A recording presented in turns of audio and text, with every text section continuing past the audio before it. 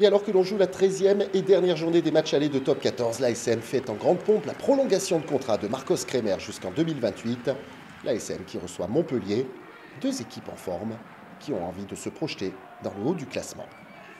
Christophe Urios s'est montré inquiet tout au long de la semaine face à cette rencontre.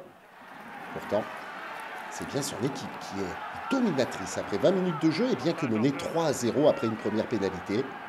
L'ASM fait le forcing dans les 22 mètres, consume la défense avec le travail de ses avants, ici PC Ligato.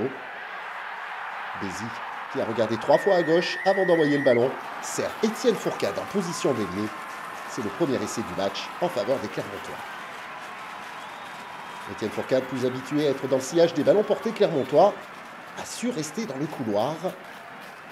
Le jeu de regard de Bézi ne trompe pas, il a bien vu et trouvé la bonne vitesse pour permettre à son talonneur d'inscrire les premiers points de son équipe. 5-3 pour l'ASM. Et peu avant la demi-heure de jeu, c'est cette fois-ci un ballon porté qui se met en œuvre. Ça part d'abord sur le côté, puis ça avance. Étienne Fourcade a encore une fois le ballon bien en main. Et il part dans le sillage de ses avants, inscrire le deuxième essai du match, un doublé pour ce qui nous concerne. Bien que frigorifiés, les supporters clermontois venus en masse pour un guichet fermé sont satisfaits. L'ASM mène 10-3, puis 12-3 avec la transformation. Mais à 6 minutes de la pause, Montpellier se montre ambitieux et joue cette pénalité à la main. Cobus Regnard est un chef d'orchestre remarquable. Un point de fixation, puis on part un peu plus au large. Les Montpelliérains sont arrêtés au pied des poteaux.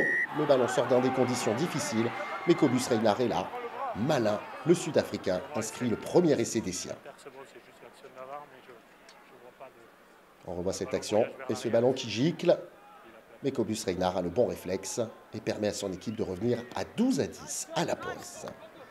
En deuxième période, c'est le festival Stuart Hogg qui débute avec ses premières pénalités. Montpellier prend l'avantage et mène 13-12. Et dans la foulée, l'ASM retourne dans le camp adverse. Un bras levé pour M. Charabas qui donne l'avantage.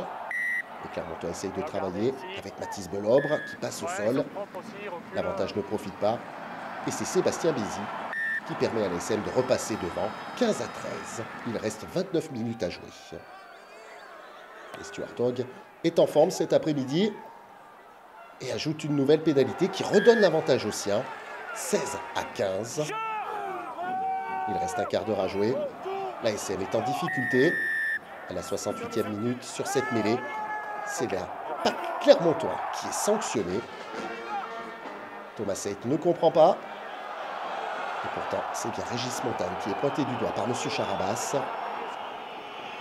Le sourire pour Abraham Tolofoua. Et le coup de pied longue distance pour Stuart Hogg, qui fait un break. Montpellier mène 22-15. Clermont marquera une pénalité dans les dernières minutes pour arracher le bonus défensif, mais l'ASM s'incline pour la première fois de la saison à domicile. L'ASM qui reste dans le top 6, où Montpellier se rapproche terriblement. Les Cistes sont de retour aux affaires.